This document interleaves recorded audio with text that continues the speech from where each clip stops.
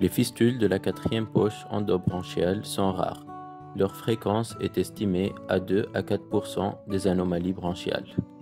Elles se localisent dans plus de 90% des cas du côté gauche. Les localisations droites sont très rares. Les fistules de la quatrième poche endobranchiale se manifestent essentiellement chez l'enfant avant l'âge de 10 ans, mais plusieurs cas sont rapportés chez l'adulte jeune. Les fistules de la quatrième poche seraient dues à la persistance du canal pharyngo-bronchialis qui unit la parathyroïde supérieure au pharynx. Le trajet né au fond du sinus piriforme passe à travers le muscle constricteur inférieur du pharynx en arrière ou à travers du cartilage thyroïde pour arriver au contact du lobe thyroïdien homolatéral sous le nerf laryngé supérieur, mais toujours en dehors et au-dessus du nerf récurrent. Elles sont découvertes le plus souvent à l'occasion d'une complication infectieuse. Le diagnostic doit être suspecté devant un tableau de thyroïdite suppurée, d'abcès cervico-bas récidivants ou de fistulisation cutanée secondaire. Vous remarquez ici 3 cicatrices superposées, témoins de 3 mises à plat. Donc ici, c'est le 4e épisode. Lors d'une poussée de réchauffement, l'échographie ou le scanner peuvent montrer une masse hypoéchogène ou liquidienne paralaryngée et centrée sur le corps thyroïde. En dehors d'une poussée inflammatoire, un transit pharyngo-œsophagien peut montrer l'imprégnation du trajet fistuleux sous forme d'un fin trajet.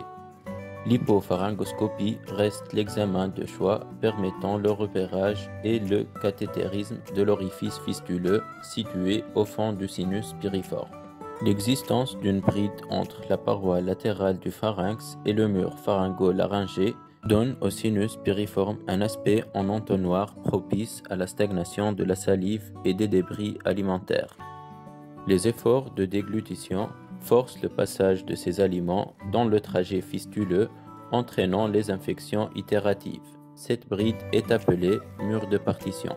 Le traitement classiquement admis est l'exérèse chirurgicale par voie cervicale externe. Plusieurs publications rapportent des succès après traitement endoscopique par cautérisation, soit chimique, soit thermique. Le traitement laser se passe sous anesthésie générale. Une hypopharyngoscopie en suspension centrée sur le sinus piriforme à traiter est réalisée. La fistule étant repérée, la fibre laser éteinte est introduite dans le trajet de la fistule. Une fois arrivé au fond de la fistule, on allume le laser et on le fait sortir tout en continuant à coaguler. Le laser est éteint juste à la sortie de la fistule. Nous avons utilisé un laser diode avec une puissance de 16 watts pendant 2 secondes. Cette énergie est faible, juste suffisante pour réaliser une nécrose superficielle de la muqueuse de la fistule et entraîner rapidement la cicatrisation. D'ailleurs, aucune précaution n'a été prise concernant l'alimentation entérale et l'intervention est réalisée en hôpital du jour.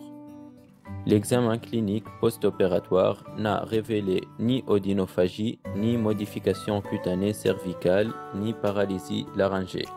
La surveillance post-thérapeutique a été clinique et paraclinique. Le contrôle radiologique à 3 mois a montré la fermeture du trajet fistuleux à droite et une opacification de la fistule gauche qui prend la forme d'un petit entonnoir.